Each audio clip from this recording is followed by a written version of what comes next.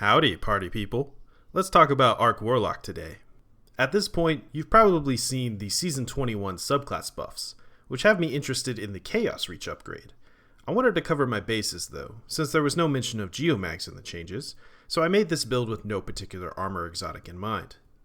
Starting with aspects, Lightning Surge is one of the few melee abilities that stands up in high-end content, so long as you don't abuse it. Stunning overload champions with the Jolt is great, but the real beauty is the crowd clearing potential. Electrostatic Mind pairs nicely with this to ensure you get amplified by the arc trace from even a single Lightning Surge kill, freeing you up to go after lone targets and still get buffs. Don't underestimate just how much energy the traces give you either. The fragments are a pretty basic setup of resistance, shock, amplitude, and ions. This gives you damage resistance when near enemies, jolting grenades, extra orbs on multi-kill while you're amplified, and extra arc traces. The last big component you'll need for this build is a good volt shot weapon. I recommend Brigand's Law if you have one. It's a certified fun gun. However, good alternatives are the Ikelos SMG from Season of the Seraph or Dark Decider from Iron Banner. You will absolutely want to have the Harmonic Loader mod slotted in, since reloading after every kill will be optimal. Now for the exotic weapons. Since there isn't a Volt Shot exotic, you'll probably be looking for a Top Saw Energy or a Heavy. I've toyed with a good mix of the top choices in either slot, and so far Agar Scepter has been one of the best. This is because, currently at least, both Arc Supers are terrible. Agar Scepter gave me something to do with all of that super energy, on top of being a great anti-champion weapon in super mode. That said, this is where I would put the Root of Nightmare's exotic shotgun, if I had one. Unless you're rocking blinding nades like I do, this build is great against overload champions, but struggles with unstoppables. Conditional Finality fixes that problem.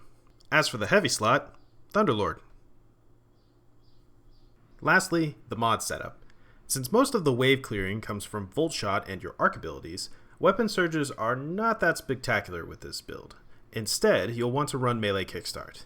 If you set up for 4 charges with a charged up mod and stacks on stacks, this alone will give you 30% melee energy back on cast.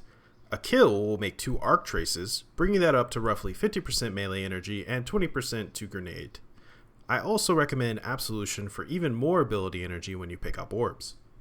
In order to get charged, you'll want orb generation. Use Heavy-Handed and Harmonic Siphon in combination with Spark of Amplitude to make double orbs for the price of 1 when you get Arc Weapon or Lightning Surge multi-kills. This adds up quickly and feeds into itself to keep all of your abilities at high uptimes.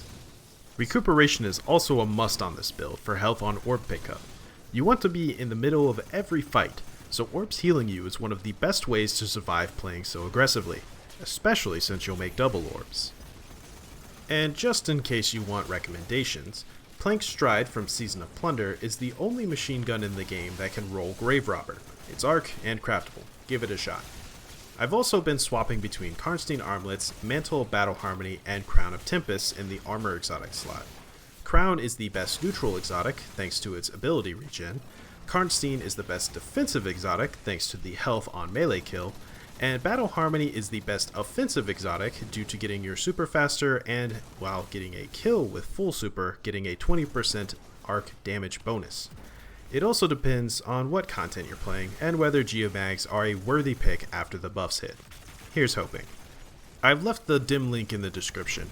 Have fun with it, and join me in hoping that Chaos Reach finally becomes good again.